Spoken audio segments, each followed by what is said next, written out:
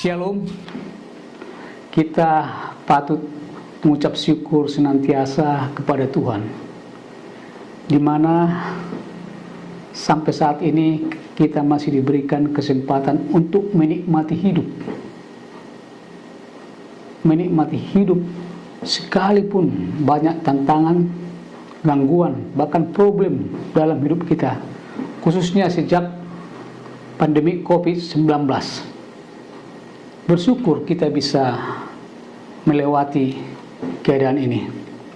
Kalau kita sebelakang di awal-awal sejak tahun 2020 bulan 3, terutama tahun pertama masa PPKM darurat, sungguh banyak teman atau saudara kita yang terpapar virus corona, bahkan telah dipanggil Tuhan.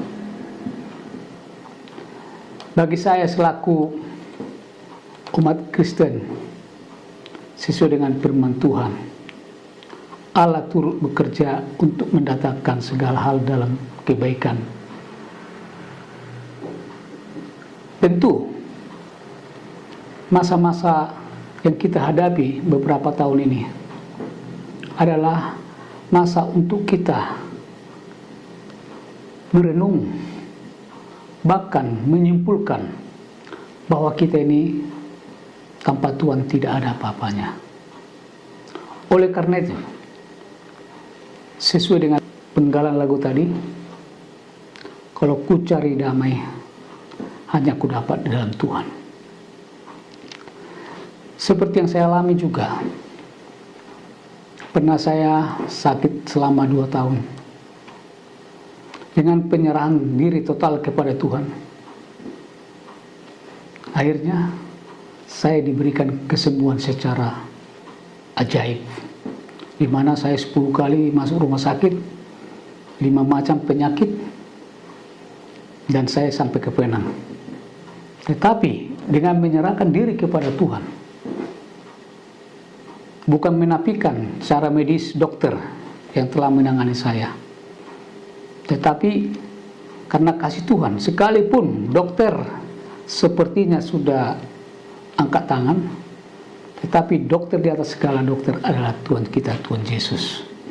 Oleh karena itu, mari kita selalu menyerahkan diri kepada Tuhan. Tentang hal ini juga akan saya ulas nanti pada episode berikutnya secara detail, supaya kita tahu bahwa Tuhan itu memang sangat amat baik kepada kita semua.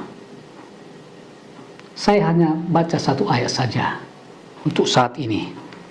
Kalau kita mencari sesuatu yang kita inginkan, bahkan menghadapi segala masalah, bahkan kalaupun kita belum mendapatkan apa yang kita inginkan, bahkan kita mempunyai problem, yaitu untuk memenuhi kebutuhan hidup kita, ingatlah firman Tuhan yang menyatakan, yaitu yang terambil di Matius 6 ayat 33 dan 34. Tetapi carilah dahulu kerajaan Allah dan kebenarannya, maka semuanya itu akan ditambahkan kepadamu. Sebab itu janganlah kamu khawatir akan hari besok, karena hari besok mempunyai kesusahan sendiri. Kesusahan sehari cukuplah untuk sehari. Perikop daripada firman Tuhan itu, yaitu tentang kekhawatiran. Kalau kita baca lebih detail lagi, yang menyatakan bahwa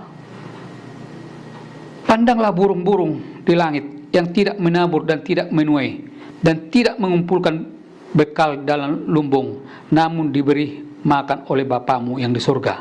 Bukankah kamu jauh melebihi burung-burung itu? Bahkan dikatakan sini, perhatikanlah bunga bakung di ladang, yang tumbuh tanpa bekerja dan tanpa memintal. Namun aku berkata kepadamu, Salomo dalam segala kemegahannya pun tidak berpakaian seindah salah satu dari bunga itu.